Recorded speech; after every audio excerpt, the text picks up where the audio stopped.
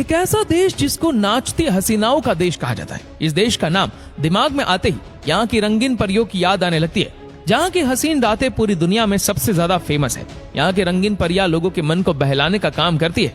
यही कारण है कि इस देश में स्थित नाना प्लाजा में महिलाएं ऐसे बिकती है जैसे मंडी में सब्जियां बिकती है। इसलिए इस देश में रंगीन परियों का सबसे बड़ा बाजार लगता है।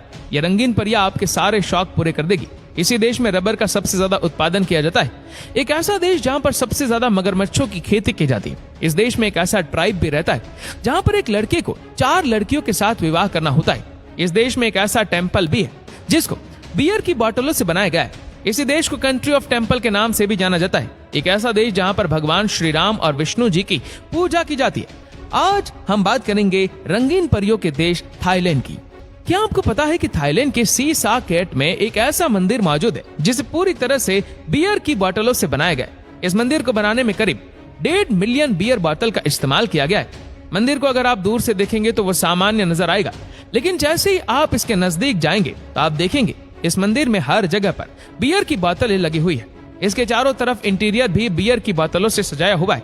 इसलिए इस टेम्पल को टेम्पल ऑफ मिलियन बोतल के नाम से भी जाना जाता है। दुनिया का सबसे ज्यादा और सबसे बड़ा फूलों का एक्सपोर्टर थाईलैंड ही है। यहाँ पर फूलों की खेती सबसे ज्यादा की जाती है। थाईलैंड हर साल फूलों के एक्सपोर्ट से लगभग $2.5 बिलियन कमाता है।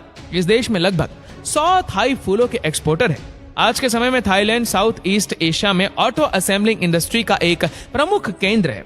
ये इंडस्ट्री थाईलैंड और थाई लोगों के लिए रोजगार और इनकम का जरिया है और यहाँ स्टील प्रोडक्शन इंडस्ट्री को आने वाले समय के लिए डेवलप किया जा रहा है। इसके अलावा थाईलैंड में ही दुनिया का दूसरा सबसे बड़ा टंगस्टन प्रोडक्शन इंडस्ट्री है।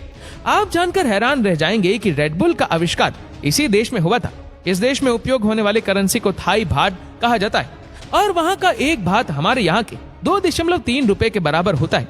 इस देश को लैंड ऑफ बुद्धिज्म भी कहा जाता है क्योंकि इस देश में सबसे अधिक लोग बुद्धिज्म का पालन करते हैं, जिसकी कुल जनसंख्या 94.5% है। थाईलैंड का राष्ट्रीय ग्रंथ यानी कि नेशनल बुक का नाम रामकिन है, जो रामायण का ही थाई एडिशन है। यहाँ का राज परिवार अपने आप को भगवान राम के बेटे कुश का वंशज मानते हैं और यहाँ का राष्ट्रीय चिन्ह भी गरुड़ है। और ये तो आप जानते ही होंगे कि गरुड़ को भगवान विष्णु का वाहन माना जाता है। इस देश में बैंकॉक की नाइट लाइफ के बारे में तो आप जानते ही होंगे। इस देश की नाइट लाइफ के बारे में क्या ही कहना है। यहाँ की नाइट लाइफ लोगों के लिए पूरी तरह से खुली रहती है।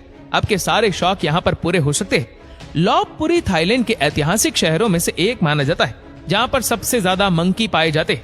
इसलिए इसे सिटी ऑफ मंकी भी कहा जाता है। ये शहर थाईलैंड की राजधानी बैंकॉक से लगभग 150 किलोमीटर की दूरी पर स्थित है। इस देश का कॉलिंग कोड +66 और इंटरनेट डोमेन नेम .th है। गोल्डन शॉवर फूल को इस देश का नेशनल फ्लावर माना जाता है। एशियन एलिफेंट को इस देश का नेशनल एनिमल माना जाता है। शामीज फायरबैक को इस देश का नेशनल बर्ड माना जाता है। मंगो जटीन को थाईलैंड का नेशनल फ्रूट माना जाता है।